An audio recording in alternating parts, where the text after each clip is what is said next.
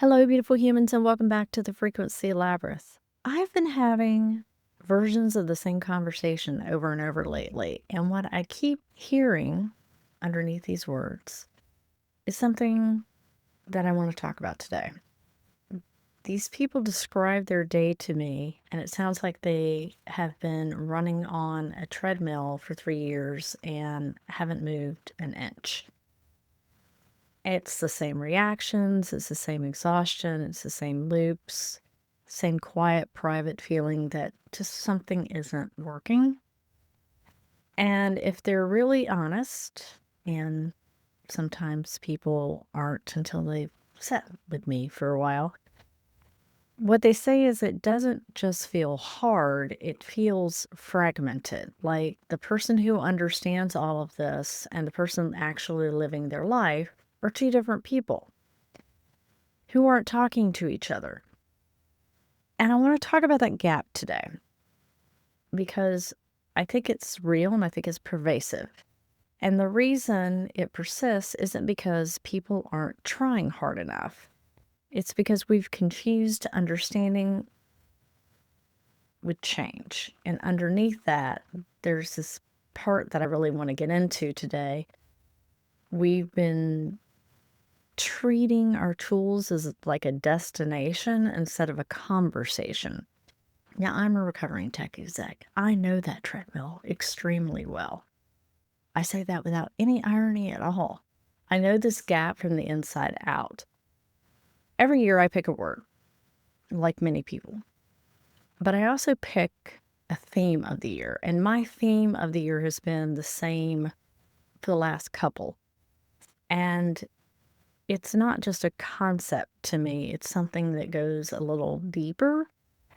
And that theme is walk in your magic. And I picked it specifically because it's active. It's not understand your magic, it's not believe in your magic, it's walk in your magic, as in walk in it, as in on a Tuesday at 7 o'clock when someone else needs something from you and you've already given everything you had by noon. And that's the part that we have a hard time talking about, right? Because it's a lot harder than it sounds. Here's what I know about the people that come to me. And honestly, I think most of us in this space, we're really good, incredibly good at accumulating insight and incredibly inconsistent about actually letting it change us at the behavioral level.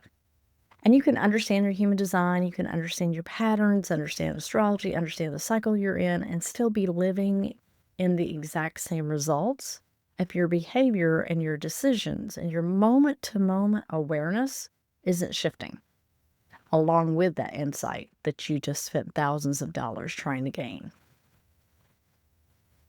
Awareness is not transformation. It is a necessary step. It's not the thing that actually moves your life forward in a silo. The deeper issue, and I think this is another one that doesn't get talked about enough, is that most people are using their tools, their chart, their design, their practices as a one-time download. I learned the thing, I got the reading, I understand the framework, check. And then they put it on the shelf and go back to living the same way that they were living before. And that's not how any of this works, because what we're actually talking about underneath it all is relationship, an ongoing, reciprocal, alive relationship with something that's larger than you, with spirit, with the universe, whatever language fits for you. The point isn't the word, point is the conversation. Before I get into what the alternative looks like, I want to talk about something that I consider one of the bigger blockers. And sometimes it's not what people expect.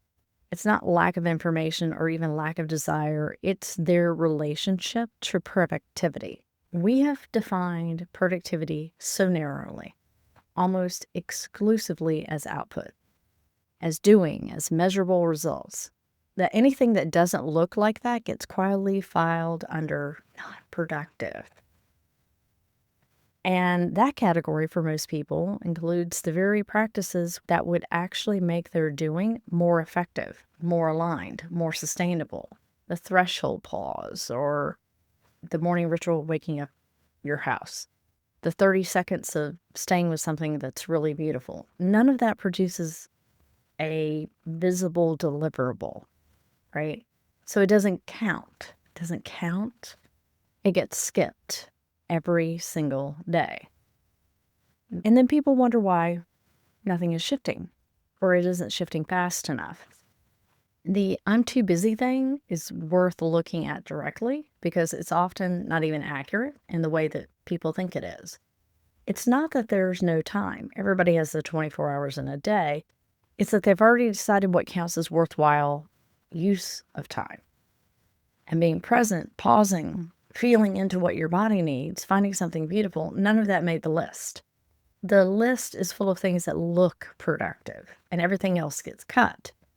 But there's something worth naming about how I'm so busy has also become sort of the cultural currency. It signals importance, it signals demand. And if you sit with that for a second, if being too busy to be in conversation with your own life has become a status marker, that's worth examining. And who are you signaling it to? And at what cost? And the work here, the real work here, is not to add more to your plate. If you are super busy in your life, we have obligations and we have priorities and all the things. It's more about updating the definition. Productivity isn't only what you can point to at the end of the day, it's also the quality of attention you brought to your life. It's whether you were in conversation or just in motion. It's whether you were coming from someplace real or just from the momentum of a very full calendar. So when you define it that way, the practices I'm about to share stop being luxuries that you can't afford. They become foundational that everything else is supposed to be built on. Now, I believe that spirit is always in communication, always. The question is never whether the conversation is happening. The question is whether you're able to pay attention enough to be in it.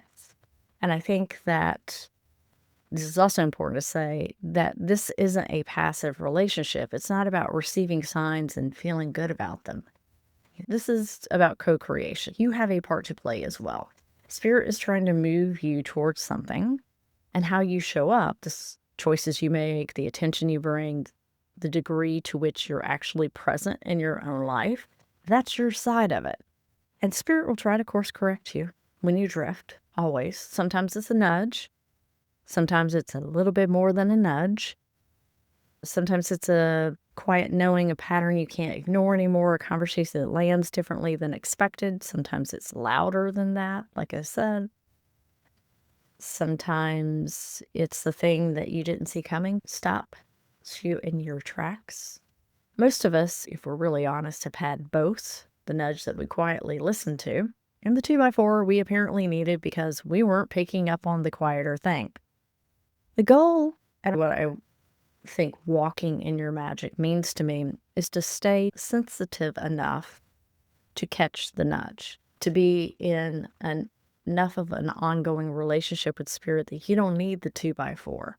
Not because life becomes frictionless, because that's not a realistic expectation. It's because you're in conversation of what's trying to move through you instead of running so fast and so loud that you can't hear anything at all. That's one of the reasons why I did the Natal Promise episode, because I do believe that understanding your human design, your astrological chart, really knowing it, and not just having read about it, puts you in conversation. It gives you a map of what you came here to do and how you're designed to do it. And when you're working with that map in an ongoing way, not just a one-time thing, but as a living reference, it becomes one of the primary ways you can hear what spirit is saying to you about your life specifically. And it's another reason why I gave you a link to meeting your guardian guide from a shamanic perspective. This is your life. It's not anyone else's. These practices can make things a lot easier. Ritual is the same thing. It's more of a way of keeping the channel open, a way of showing up to the conversation consistently enough that you start to recognize the voice. So let's talk about ritual, because I do think that that word has been dragged through so many aesthetically curated posts that it barely means anything anymore to a lot of people. And when someone says ritual and you picture like a beautifully lit morning routine with a specific mug and 45 minutes of stillness, that's not what I'm talking about here. And because that version doesn't work for most people, or at least a lot of people, because it requires specific conditions, and some space like that is considered a luxury. And if your life has space for it, that's fantastic. My life in general does have a lot of space for ritual because I have over time built my life for that. A lot of people that I'm talking to right now don't have that space. They've got 18-hour days and full inboxes and obligations that do not care about the aesthetics of their spiritual practice. And ritual is not something you add to your life when things settle down. It's the quality of attention that you bring to what's already happening. And in the context of what I was just talking about, it's one of the primary ways you stay in conversation with spirit when life is loud. But here's the thing, if you're only trying to connect when you're in crisis, or only when things are quiet enough to sit down and journal or meditate, you're treating the relationship like a one-off instead of something that you tend to daily. Ritual is the tending. It's how you show up to your side of the conversation, even when life is full. Here's what should actually comfort you. You already have rituals. Everyone does. The way you reach for your phone the second you wake up, the way you automatically say yes before you've checked in whether you have capacity, the way your mind loops through the same worry pattern in the shower. All of those really are rituals. They're unconscious rituals, but they're rituals. Pattern behavior that's at repeat without question, shaping your experience of your life without your participation. They're, I would say, like the shadow side of ritual, and absolutely drowning out anything that spirit might be trying to say. So when I talk about rituals as a practice, I'm not asking you to add something. I'm asking you to become aware of what's already running and to begin deliberately to choose something different about how you go about it. I'll share something personal before we get into some of the practices that I have found helpful that you may find helpful, because I think it illustrates what I mean better than maybe a lecture can. So one of my hobbies outside of this work is silversmithing. I work with my hands, I make jewelry. There's something about that process, the slowness of it, the precision required, that is its own kind of practice. And every year I make a piece of jewelry that ties to my word of the year. And I've done this with themes as well. I've made sterling silver bangles that I wear often, beaded necklaces, and what I made it to be intentionally was a physical reminder, a touchstone, something I could feel against my wrist or my neck in the middle of a chaotic day. And remember, walk in your magic. Come back to the conversation. You're not in this alone. I made it. And there's a difference, because something that you craft with your own hands and your own intention carries a different kind of energy. It has your energy from the beginning, and the intention is woven in. You know, the bangle is a ritual, not because of what it looks like, because of what it means. And that, because every time I feel it, it pulls me back to center, back to the question of who am I choosing to be right now? Back to my side of the conversation. And you don't need to make jewelry, but physical anchors that you intentionally choose or build deliberately, objects, small practices, small consistent acts, they do something. They interrupt the automatic response. They create a thread back to your intention when the world gets loud. So loud that it makes you forget the conversation is happening at all. So, where do you start? So, I'll share some entry points. And before I do, I want to say this: don't try to implement everything at one time. This is how nothing sticks. Pick one thing, start there, and let that become real, and maybe gain some insight for how it changes your day-to-day activity before you add anything else. I started small too. That's not a limitation. It's really how anything actually gets built. And it's very Saturn and Aries. None of this requires more time than what you already have. And they require a different level of presence inside what you're already doing, and all of them in their own way. It's about keeping the conversation open. So, one of the things that I do in the morning when I'm drinking my coffee, before the day picks up speed, I move through the house with intention. I sort of acknowledge my environment. You're not just waking up, walking through a building. You're moving through the space that holds your life. There's something meaningful about greeting your environment consciously. And it's a way of beginning the day in relationship, already present, already in it. Have a conversation. Say hello, good morning. The second is the shower. Most of us are already standing in the water every day anyway, and most of us are spending that time mentally somewhere else entirely. So what if instead you use that time to feel into your body and asking it what it needs for the day?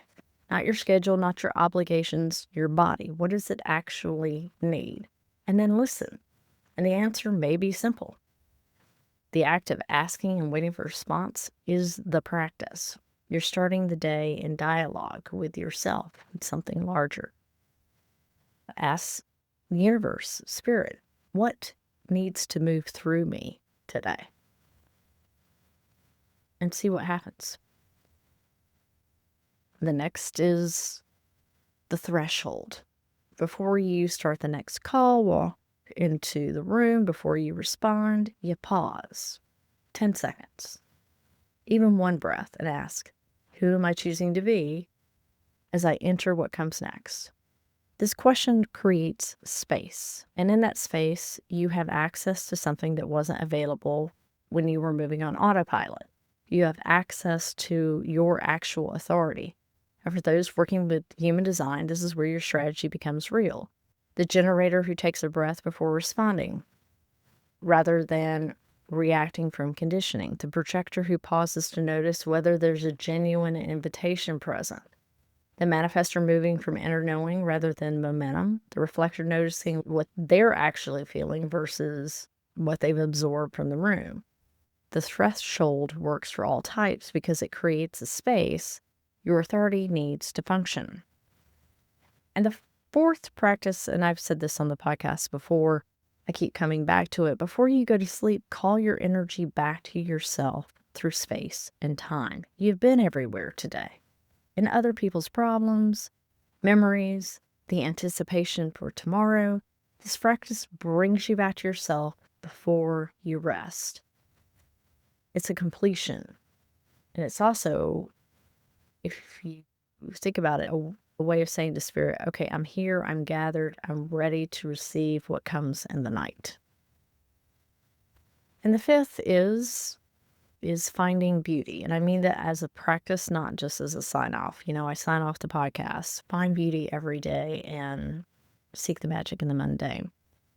When you're operating in survival mode, which is what sustained pressure will do to you, your perception narrows. Your attention contracts to what is wrong, what is urgent, what needs fixing.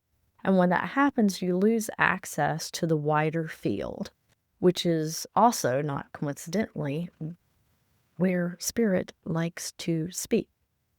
The nudges don't usually come through the noise. They come through the crack in the noise, the moment of unexpected quiet, the thing that catches your eye for no obvious reason, the conversation that goes somewhere you didn't expect. Choosing to find something beautiful and actually staying with it, not noticing it, move on. but letting it land, even if that's for 10 seconds, 20 seconds, is training your perception to stay open enough to catch those moments. And that is not a small thing. Now, here's where I want to bring in the chart work specifically, because I think it gets underused in exactly the way I described up top. Your human design and your natal chart aren't just a personality profile. They're not a one-time read that you file away. They're a living map of how you're designed to participate in co-creation. They tell you how spirit is most likely to move through you specifically, what channel you're built to receive through, what your body is actually signaling when it responds, where your energy is designed to go and where it's not.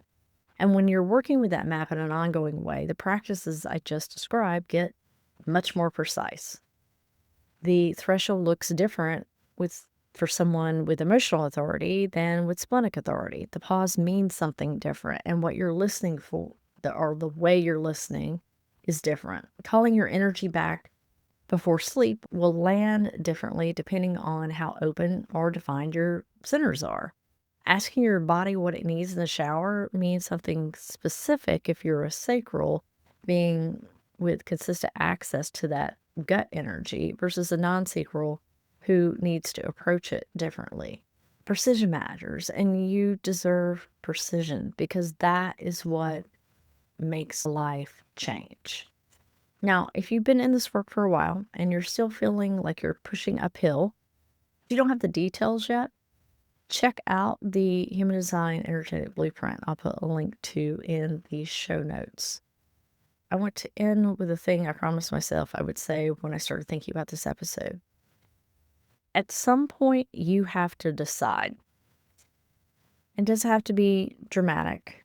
It could be in the smallest possible way, but in the threshold moment, in the automatic yes that you finally pause before, in the beauty that you actually stay with instead of rushing past, in the morning when you wake your house instead of immediately picking up your phone.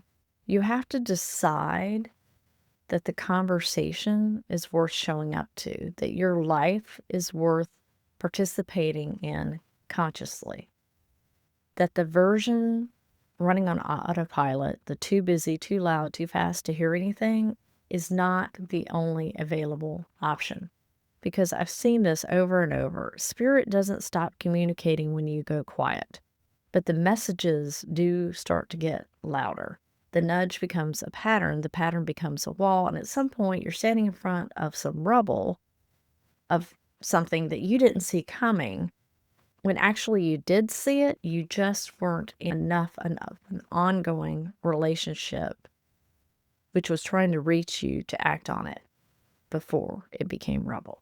And I'm not saying that to frighten anyone. I'm saying it because it's true, because the alternative is so much more available than people realize. You don't have to wait for the 2x4. You can catch the nudge. You can be in conversation. You can walk in your magic on a Tuesday at 7 o'clock when you're exhausted and everything is loud. That's what all of this is for. Not just the aesthetics of a spiritual practice, the actual living of a life and relationship with something larger than yourself. Walking in your magic isn't a destination. It's an accumulation of 1,000 small moments when you chose to show up with intention instead of autopilot, when you kept your side of the conversation. And that is available to you right now, not when things slow down. It's available right now. If this resonated today, come find me. Instagram, give me a DM, tell me where you are with this, especially if you're one of the people I'm describing at the top of this conversation.